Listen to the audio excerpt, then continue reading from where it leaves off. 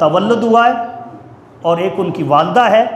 ये शाम से चलते हैं, सफ़र करते करते करते बाद मुफस्सिरीन ने लिखा है कि अल्लाह ने एक फ़रिश्ता भेजा जो साथ साथ चलता रहे और उस जगह पर पहुँचे जहाँ अल्लाह के हबीब ताजदार कायनात फ़ख्र मौजूदात रहमत आलम सरकार मोहम्मद सल्लल्लाहु अलैहि वसल्लम में पैदा हुआ।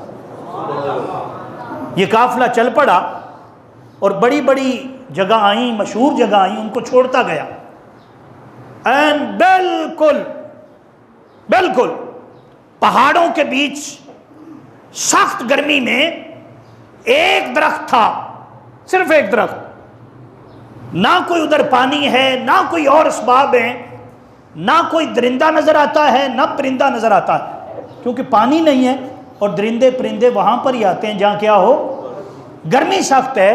तो अल्लाह पाक का हुक्म हो गया कि मेरे इब्राहीम अपने बेटे को इस्माइल को और हज़रत हाजरा को यहाँ छोड़ जाएं। यहाँ तसव्वुर करें खा भला ऐसे